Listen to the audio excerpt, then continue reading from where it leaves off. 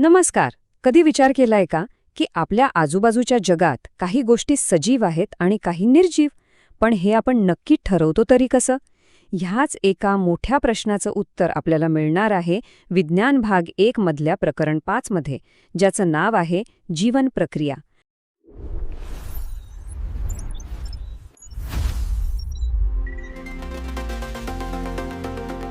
चला तर मग हा जो काही फरक आहे ना, तो एकदम सोप्या भाषेत समजून घेऊया. आता जरा विचार करा, रस्त्यावर एक कुत्रा पळतोय किंवा गायी शांतपणे बसून रवंथ करतेय. हे सजीव आहेत हे आपल्याला लगेच समजतं, बरोबर? पण समजा एखादा माणूस किंवा तोच कुत्रा झोपलेला असेल तर तरीही ते सजीवच आहेत हे आपण कसं ओळखतो? आपण म्हणू की ते श्वास घेत आहेत. ठीक आहे, मग वनस्पतींचं काय?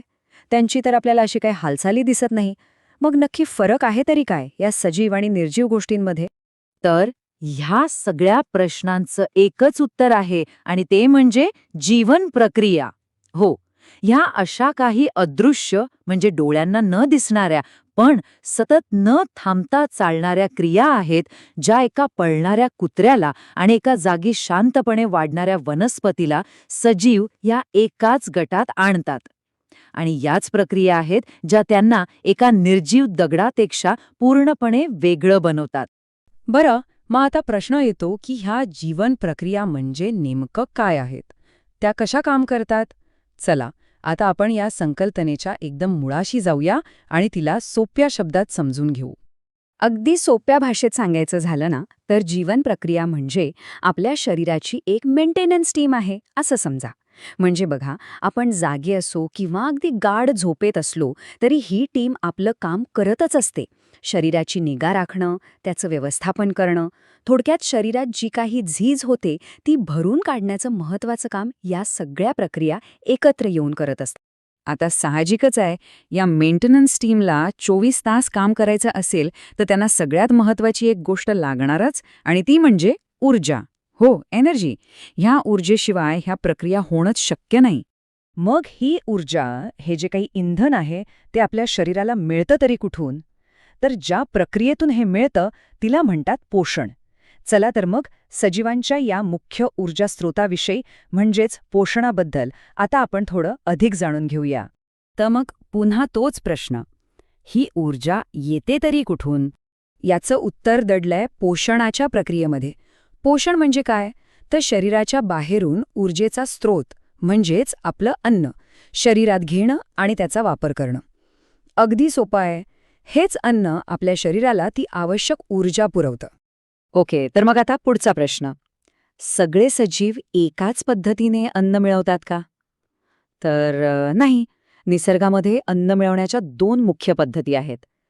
काही सजीव हे स्वतःचे शेफ असतात, म्हणजे स्वतःचं जेवण बनवतात. तर काही जण मात्र इतरांनी बनवलेल्या अन्नावर अवलंबून असतात. चला, पाहूया या 2 पद्धती नेमक्या कोणत्या आहेत. यातला पहिला आणि सगळ्यात महत्त्वाचा प्रकार म्हणजे स्वयंपोषी पोषण. याला आपण वनस्पतींचं स्वयंपाकघर असंही म्हणू शकतो. का? कारण या पद्धतीत सजीव कोणावरही अवलंबून नसतात. ते स्वतःच स्वतःचं अन्न तयार करतात. स्वयंपोषी पोषण म्हणजे अशी प्रक्रिया ज्यामध्ये सजीव अगदी साध्या अजैविक कच्च्या मालाचा वापर करतात, जसं की कार्बन डायऑक्साईड आणि पाणी, आणि यापासून स्वतःचं अन्न स्वतःच तयार करतात. यामध्ये कोण येतं? तर सगळ्या हिरव्या वनस्पती आणि काही जीवाणू. आणि म्हणूनच तर आपण त्यांना अन्न साखळीतले उत्पादक किंवा प्रोड्युसर्स असं म्हणतो. आता हे जे समीकरण आपल्यासमोर आहे ना, ही कदाचित आपल्या पृथ्वीवरची सगळ्यात महत्त्वाची रासायनिक प्रक्रिया आहे. यालाच आपण म्हणतो प्रकाश संश्लेषण. यात काय होतं बघा, सूर्यप्रकाश आणि हरितद्रव्य यांच्या मदतीने वनस्पती कार्बन डायऑक्साईड आणि पाण्याचा वापर करतात आणि त्यातून तयार होतो ग्लुकोज, म्हणजेच त्यांची ऊर्जा.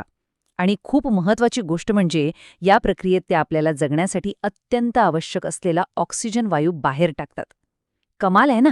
ही जी काही प्रक्रिया आहे ती मुख्यत्वे 3 सोप्या पण महत्त्वाच्या टप्प्यांमध्ये होते. सगळ्यात आधी म्हणजे पहिल्या टप्प्यात पानातलं हरितद्रव्य सूर्यप्रकाशाला शोषून घेतं. त्यानंतर दुसऱ्या टप्प्यात या प्रकाश ऊर्जेचं रूपांतर रासायनिक ऊर्जेत होतं आणि त्याचवेळी पाण्याचे रेणू फुटतात. आणि मग येतो शेवटचा 3रा टप्पा, जिथे कार्बन डायऑक्साईडचं क्षपण होतं आणि त्यातून कर्बोदकं म्हणजेच वनस्पतीचं मुख्य अन्न तयार होतं. बरं, मग जेवढी ऊर्जा लागते तेवढी वापरली जाते. पण उरलेल्या ऊर्जेचं काय? तर ही अतिरिक्त ऊर्जा अगदी आपल्या मोबाईलच्या पॉवर बँकसारखी साठवली जाते. वनस्पतींमध्ये ही ऊर्जा स्टार्च किंवा पिष्टमय पदार्थांच्या रूपात साठवली जाते, तर आपल्यासारख्या प्राण्यांच्या शरीरात ती ग्लायकोजनच्या रूपात साठते. आणि मग जेव्हा गरज पडते तेव्हा ही साठवलेली ऊर्जा वापरली जाते. चला, आता आपण त्या सजीवांबद्दल बोलूया जे स्वतःचे शेफ नाहीत, म्हणजे परपोषी.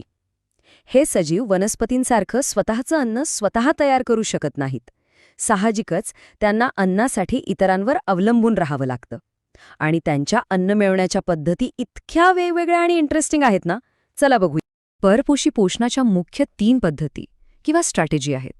पहिली म्हणजे काही सजीव जसे की बुरशी किंवा यीस्ट हे अन्न शरीराच्या बाहेरच विघटित करतात आणि मग त्यातून पोषक तत्व शोषून घेतात.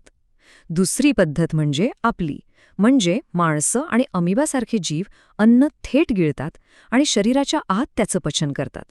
आणि तिसरी पद्धत आहे परजीवींची, म्हणजे पॅरासाइट्स, जसं की अमरवेल किंवा गोचीड. हे दुसऱ्या जीवाच्या म्हणजे यजमानाच्या शरीरातून त्याला न मारता आपलं पोषण मिळवतात. आता अमिबाचं उदाहरण बघा, किती इंटरेस्टिंग आहे. हा एकपेशीय सजीव अन्न कसं मिळवतो, तर तो आपल्या शरीराचा आकार बदलून बोटांसारखे तात्पुरते अवयव तयार करतो, ज्यांना छद्मपाद असं म्हणतात.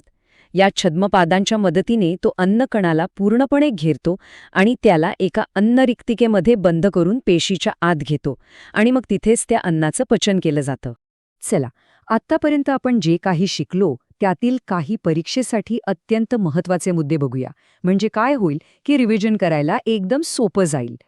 हा फरक अगदी पक्का लक्षात ठेवा. स्वयंपोषी आणि परपोषी पोषण.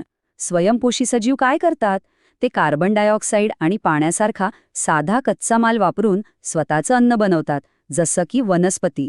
या उलट परपोषी सजीव अन्नासाठी थेट किंवा अप्रत्यक्षपणे स्वयंपोषी सजीवांवर अवलंबून असतात आणि जटिल सेंद्रिय पदार्थ अन्न म्हणून खातात, जसं की आपण, म्हणजे सर्व प्राणी.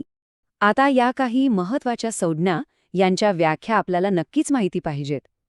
जीवन प्रक्रिया म्हणजे सजीवांना जिवंत ठेवणाऱ्या सर्व क्रिया. पोषण, ऊर्जा मिळवण्याची पद्धत. प्रकाशसंश्लेषण, वनस्पतींची अन्न बनवण्याची प्रक्रिया. हरितद्रव्य, सूर्यप्रकाश शोषून घेणारा हिरवा रंगद्रव्य. आणि परजीवी, जो यजमानाकडून अन्न मिळवतो. खरं सांगायचं तर या संकल्पना एकदा का समजल्या की अर्धा धडा इथेच सोपा होऊन जातो. आणि जाता जाता एक नमुना प्रश्न. प्रकाश संश्लेषण म्हणजे काय? त्याची रासायनिक प्रक्रिया स्पष्ट करा. मला खात्री आहे की या प्रश्नाचं उत्तर आता आपल्या सगळ्यांना नक्की देता येईल. अर्थात जीवनप्रक्रिया हे प्रकरण इथेच संपत नाही. यात पुढे श्वसन, वहन आणि उत्सर्जन यांसारख्या अजूनही काही महत्त्वाच्या प्रक्रिया आहेत, ज्याबद्दल आपण पुढच्या भागात बोलूया. तोपर्यंत अभ्यास करत राहा.